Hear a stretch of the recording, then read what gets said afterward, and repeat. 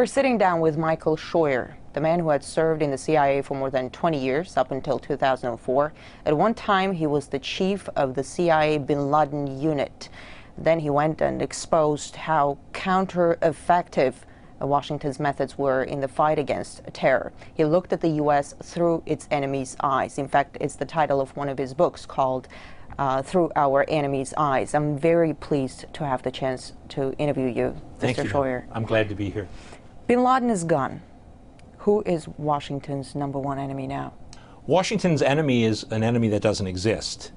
We're fighting an Islamic enemy that Washington believes is out to kill us because we have elections, because we're free, because we have women in the workplace. It's an enemy that doesn't exist. It didn't exist when bin Laden was alive. It doesn't exist now. America is being attacked because of its foreign policy in the Muslim world, because of its support for Israel, because of its support for the Saudi police state, because of its presence on the Arab Peninsula. And until we accept that, until Americans can say to each other, whether you support aid to Israel or not, our relationship with Israel is causing this war, we are not going to be able to defeat this enemy. And Israel itself as a country is not the problem. The real problem is the leaders of the Jewish American community in the United States who influence and corrupt our Congress to support Israel when we have no interest there. You imply that the Israeli lobby is dragging the United States into the wars, into the conflicts? They're absolutely dragging us in. Iraq was a war that was proffered or was called for mainly. Then let me ask you this. Yeah. The situation in the region, in the wake of all these revolutions in the Middle East and North Africa, yes, you can pretty much describe it as turmoil. Turmoil is no good for Israel. Isn't there a contradiction to what you're saying? Well, the American political establishment is caught between two things. They're extremely pro-Israel, and they're almost Marxist in their belief that democracy and the spread of democracy is inevitable in all places, in all peoples, at all times. And so they need to protect the Israelis, but they can't say what is a reality. For example, there is not going to be a democracy in Tunisia, or Libya or Egypt that in any way resembles democracy in the West. And yet what they've done is create anarchy. They've created a situation where the only beneficiaries are the Islamists. The guns that have flown out of Egypt, out of Tunisia, out of Libya to the Islamists have been enormous in their volume. And the prisons that were opened in Egypt, Tunisia, and Libya have reinforced the Islamist groups across the world. So their mindless pursuit of secular democracy, at the end of the day, endangers the stability of the region and probably the whole world. Are you saying we're going to see further radicalization of the region? Oh, especially in Africa. Yes, ma'am. The guns that are flowing out of the three places where there were Arab Spring revolts are going to cause problems in Somalia, across North Africa, and in Nigeria. Let's talk about Syria. Yes. Syria says the earth will start shaking if anyone intervenes in their internal affairs. How badly does the U.S. Is the U.S. trying to interfere? Oh, I think we're interfering unconscionably. Until they removed the U.S. ambassador, he was running around the country trying to encourage groups to overthrow the Syrian government. That is not the role of any diplomat, United States or Russian or Chinese or British. We have really very cold-bloodedly urged Syrians to get out on the street, knowing that they're going to get shot down by their government. Again, Syria is a country where there is no U.S. interest.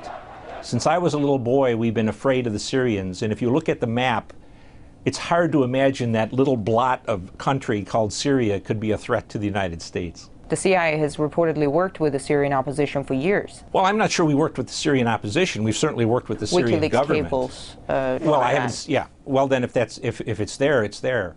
But our relationship with the Syrians is really a relatively unimportant one. But again, it's another very good example of the dichotomy in the thinking of American leaders.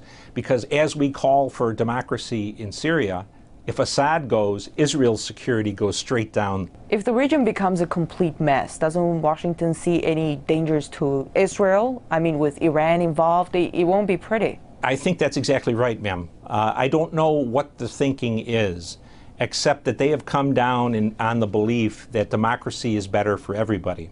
And the truth is, American and Western foreign policy interests in the Middle East have depended for 50 years on the maintenance of tyranny. Tyranny that gave us access to oil, tyranny that protected Israel, and in the last 20 years, tyrannies that persecuted Islamists to protect us. All of that is going by the wayside. And to the Israelis' credit, the Israelis are the only ones who have stood up and said, democracy may not be very good for our security, and they couldn't be more correct. About Iran, what's Washington's plan for Iran? Whatever Israel's plan is for Iran. Both parties, Republicans and Democrats, are deathly afraid that the Israelis will attack them off their own hook.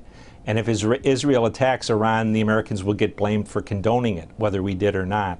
So I think what we're seeing is a slow, almost inexorable advance toward some kind of a conflict with Iran.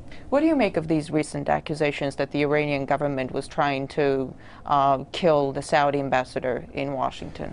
I'm not in a position to know whether or not the information was accurate. But when I was a young intelligence officer, I worked against Iran and Lebanese Hezbollah. And I can tell you, in the 90s, they were meticulous in covering their tracks and only using as agents of terrorism their own people. The plot that was described by the Attorney General of the United States is a comic opera. Through a Mexican drug cartel. Yeah, and to believe that the Iranians would risk war with the United States, Israel, and much of NATO to kill a Saudi ambassador who was not even part of the royal family, that's hard for me to believe. Let's talk about Libya. Libya is in ruins in the wake of NATO bombings. Yes. It's brimming with weapons. Yes. An al-Qaeda flag was planted over a courthouse in Benghazi. Yes. How good of a playground is Libya for people with radical agendas? Very strong Islamist presence in Libya. Since the war against the Soviets in Afghanistan, Libya has sent as many of its people to fight in those insurgencies, the Islamist insurgencies, as any other country in North Africa, maybe outside of Saudi Arabia. The Libyan Islamic Fighting Group fought a long time against the Soviets. They fought against Gaddafi. A great number of Libyans went to Iraq and to Afghanistan to fight us. And whatever strength the Libyan resistance had in terms of military capability, that came from experienced Islamist fighters. So the idea that somehow there's democracy afoot in Libya is just simply wrong. Could it become a hotbed of terror? I don't know if it could become a hotbed of terror, but it can become a country that's decidedly anti-American, anti-NATO.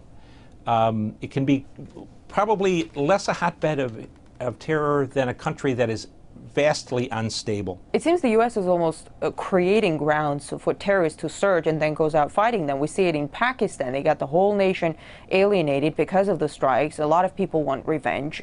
How efficient is that? We are very efficient in this day and age, in the last 20 years, in creating enemies. We're not very efficient in creating security for the United States. We have the best educated population in the world, and we have the people with the littlest amount of common sense.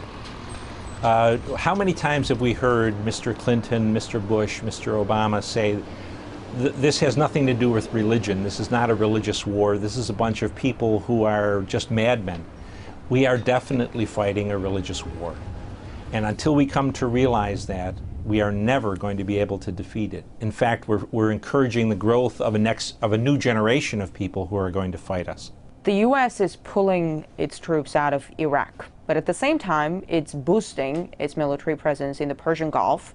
More ground troops are planned to be deployed. New drone bases are being built. What do you make of such expansion? It just demonstrates again the ignorance of the United States government in terms of its political leadership about what our problem is in the Muslim world. The key point of formation for al-Qaeda was the presence of U.S. military forces on the Arabian Peninsula. 15 years after they declared war on us, we're now going to take people out of Iraq and put them in Kuwait and Bahrain and Saudi Arabia, reinforcing our presence on the Arab Peninsula. Only going to cause us more foes and more enemies in the Islamic world. It's a contradiction. It's a lack of common sense. Let me ask you this: if the U.S. pulls out of everywhere, yes, Is it going to be the end of terrorism? It certainly would deny the terrorists the glue of unity that keeps them focused on the United States. If we weren't the main enemy, they would be attacking Israel, they would be attacking the Saudis, they would be attacking the Moroccans. The war would be being... And would you say let them attack go. The Israelis and the Saudis? Let them go. Sometimes they say the Chinese will come in. I said, let the Chinese deal with these people for the next 50 years. We've had enough of it. But I think the point is the Americans can't get out. We're dependent on the Saudis to maintain our interests in the world oil market, and the Saudis buy, next to the Chinese, more of our debt than anyone else. So as long as we're side by side with the Saudis and with the Israelis, we're stuck in the Middle East, and America will continue to bleed. Dr. Scheuer, thanks for the interview. Yes, ma'am.